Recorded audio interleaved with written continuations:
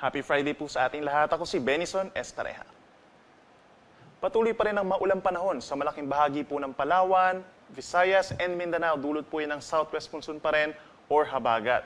At dito naman sa natitirang bahagi ng Luzon, generally mainit na panahon ang mararanasan, pero sasamahan din po yan ng mga pulupulong ulan at mga pagkidlat, pagkulog.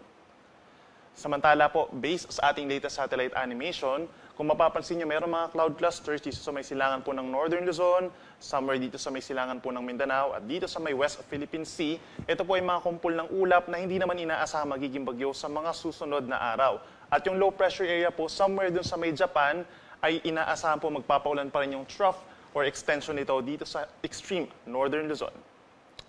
So ngayong araw po, asahan pa rin ang maulang panahon dito sa lalawigan ng Palawan, dulot ng southwest monsoon or habagat. Meron tayong mga light to moderate with at times heavy rains. Hindi naman po ito tuloy-tuloy ng mga pag-ulan, pero mag-ingat pa rin sa mga posibleng pagbaha or pagguho ng lupa. Sa lalawigan ng Batanes, asahan naman po yung maulap din na kalangitan, nasasamahan din ng kalat-kalat na ulan and thunderstorms. But for the rest of Luzon, bahagyang maulap hanggang maulap pa rin ang kalangitan at sasamahan din yan ng mainit na panahon, lalo na sa malaking bahagi po ng Calabarzon, Bicol Region at dito rin po sa may Aurora and Cagayan Valley.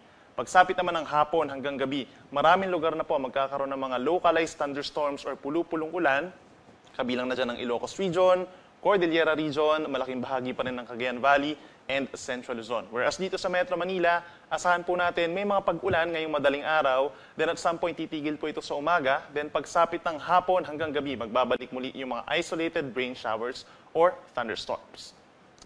Sa ating mga kababayan po sa Visayas, maulang panahon pa rin ang mararanasan over the western and central portions, kabilang na rin po ang southern Leyte, dulot pa rin yan ng habagat. So mag-ingat po sa mga posibleng pagbaha or pagguho ng lupa. Dito naman sa natitirang bahagi ng Eastern Visayas, bahagyang maulap at minsan maulap ang kalangitan, umaga hanggang hapon, then pagsapit po ng gabi, mataas na rin ang tsansa ng mga localized thunderstorms. Sa ating mga kababayan po sa Mindanao, pinaka-uulanin pa rin ang Zamboanga Peninsula, Northern Mindanao, and Caraga Region. Dulot po yan ng habagat, so wala itong kinalaman sa bagyo, pero mag-ingat pa rin po sa mga posibleng pagbaha, pag-apaw ng mga ilog at pagguho ng lupa at magantabay po sa mga advisories and worst case scenario, heavy rainfall warnings po na ipapalabas ng DOST Pag-asa. Dito naman sa natitirang bahagi po ng Mindanao, Davao Region, Socsogen, and Bangsamoro Region, mostly cloudy skies na sa umaga, then sasamahan ito ng mga kalat-kalat na ulan, mga isolated rain showers lang naman, then sa hapon hanggang sa gabi, mataas ang tsansa ng mga localized thunderstorms. For the next 3 days po, wala naman tayong inaasahang gale warning or pagtaas ng mga pag-alon. Wala rin tayong inaasahan na sea travel suspensions over this long weekend at meron lamang tayong hanggang 2 metro mga pag-alon sa malayong parte ng karagatan kapag may thunderstorms. For the next 3 days, asahan pa rin ang halos magkakatulad na weather conditions, iiral pa rin po ang habagat or southwest monsoon over the western sections of southern Luzon and Visayas. So pinaka-apektado ba rin itong western Visayas, malaking bahagi po ng Mimaropa. Then for the rest of the country, asahan pa rin po yung mga pulupulong ulan na walang kinalaman sa bagyo or LPA. So sa Metro Manila po, hanggang sa long weekend or sa Lunes, magkakatulad po na weather conditions, bahagyang maulap hanggang maulap ang kalangitan. Then pagsapit po ng tanghali hanggang sa hapon, mataas pa rin ang chance ng mga pag-ulan.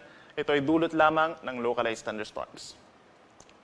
Sa mga mamamasyal po or aakyat sa Baguio, maximize po yung outdoor activities pagsapit ng umaga dahil generally maaraw at minsan bahagyang maulap ang kalangitan. Then sa tanghali hanggang sa gabi, dyan na po nagkakaroon ng mga kaulapan at mataas ang tsansa ng mga localized thunderstorms, walang kinalaman sa bagyo or low pressure area. Sa ating mga kababayan over Bicol Region, asahan din po for the next 3 days, generally maaraw naman at minsan partly cloudy skies sa umaga, so somehow nagpapakita naman ang Bulkang Mayon. Then pagsapit po ng tanghali hanggang sa gabi, partly cloudy to cloudy skies at may tsansa rin ng mga isolated rain showers or thunderstorms. Sa ating mga kababayan at mamamasyal po dito sa Metro Cebu, asahan po for the next 3 days ang partly cloudy to cloudy skies din at sasamahan yan ng may kainitang tanghali hanggang 32 degrees Celsius at meron din mga isolated rain showers or thunderstorms, so magdala pa rin po ng payong. At panghuli sa atong mga kaiksuunan at makikifiesta po sa manghuling araw ng Kadayawan Festival dito sa Metro Davao, asahan po ang bahagyang maulap hanggang maulap din na kalangitan na sasamahan ng may kainitan tanghali hanggang 33 degrees Celsius. Pinapayuhan pa rin po ang pagdadala ng payong dahil sa mga posibleng ulan sa hapon hanggang sa madaling araw. Si Haring Araw ay sisikat 5:43 a.m. at lulubog 6:18 ng gabi. Yan muna latest mula dito sa Weather Forecasting Center ng Pag-asa. Ako muli si Benison Estareja na nagsasabing sa anumang panahon, Pag-asa ang magandang solusyon.